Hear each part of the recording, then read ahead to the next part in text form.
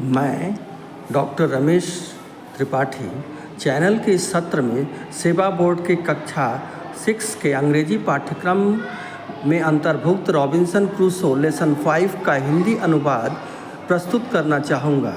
आशा है विद्यार्थीगण इससे लाभान्वित होंगे। Robinson Crusoe. आइए हम एक साहसी व्यक्ति रॉबिन्सन क्रूसो के बारे में अध्ययन करते हैं। आइए अध्ययन करते हैं कि उनके साथ एक दिन क्या हुआ। रॉबिन्सन क्रूसो एक साहसी व्यक्ति थे।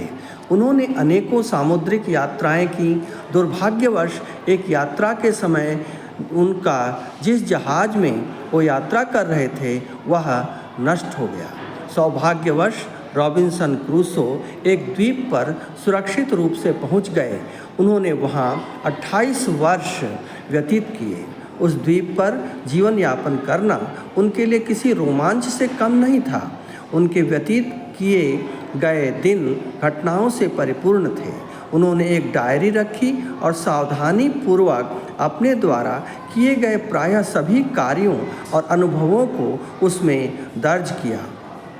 यहाँ उनकी डायरी में उल्लिखित एक दिन की घटनाओं का वर्णन किया गया है। इसमें द्वीप पर रॉबिन्सन क्रूसो द्वारा व्यतीत दिनों की एक झलक मिलेगी। मैं अपनी गुफा के द्वार पर था। अचानक मुझे किसी भय प्रदान करने वाली चीज़ से झटका लगा। मैंने चारों ओर अवलोकन किया और गुफा की छत और पहाड़ी के किनारे से अपनी ओर आते हुए मिट्टी के टुकड़ों की ओर देखा। मैं बहुत ही डरा हुआ था। मैंने सोचा कि यदि मैं गुफा में और अधिक देर तक रुका तो मैं निश्चित ही मर जाऊंगा। मैं जान गया था कि मैं गुफा में उस समय सुरक्षित नहीं था, इसलिए मैं गुफा के बाहर दौड़कर खुली जगह में आ गया। जैसे ही मैंने भूमि पर पैर रखा मुझे अनुभव हुआ यह एक भयानक भूकंप था। जिस ज़मीन पर मैं खड़ा था वह बुरी तरह से हिल गई थी। मैं घुटनों और हाथों के बल ज़मीन पर गिर पड़ा था। पृथ्वी के जोरदार कंपन से मेरा पेट रुग्ण हो गया। करीब 8 मिनट के अंतराल पर 3 जोरदार झटके आए।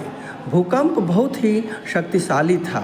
यह पृथ्वी की सर्वाधिक मजबूत इमारत को भी नष्ट कर सकता था। मुझे एक कान को बहरा कर सकने की सामर्थ्य रखने वाली आवाज़ सुनाई दी। यह किसी बड़ी चट्टान के समुद्र में गिरने वाली आवाज़ थी। मैंने समुद्र की ओर देखा। समुद्र में भयावहता बढ़ती जा रही थी। मैं जानता था कि यह भूकंप के कारण था। सागर की सतह की तुलना में उसके नीचे कंपन अधिक था। समुद्र क्रोधित और उग्र प्रतीत हो रहा था। उसी समय आकाश काले बादलों से ढक गया था। हवा चलने लगी और क्रमशः एक तेज तूफान में परिवर्तित हो गई। अचानक समुद्र झाग से भर गया। तट में बाढ़ आ गई और पेड़ भयानक तरीके से उखड़ गए। यह एक भयानक दृश्य था। कुछ घंटों के बाद तूफान मंद पड़ गया, परंतु इससे मुझे कोई राहत नहीं मिली क्योंकि तेज वर्षा प्रारंभ हो गई थी। मैं अंदर गया और अपने तंबू में बैठ गया। वर्षा पहले से भी तेज हो गई थी। मैं गुफा में जाने का निर्णय कर लिया था। मैं गुफा में सावधानी पूर्वक बैठ गया। अब कोई झटके नहीं लग रहे थे। मैं सुरक्षित महसूस कर रहा था। मैंने स्वयं से कहा, आज का दिन कितना रोमांचक था।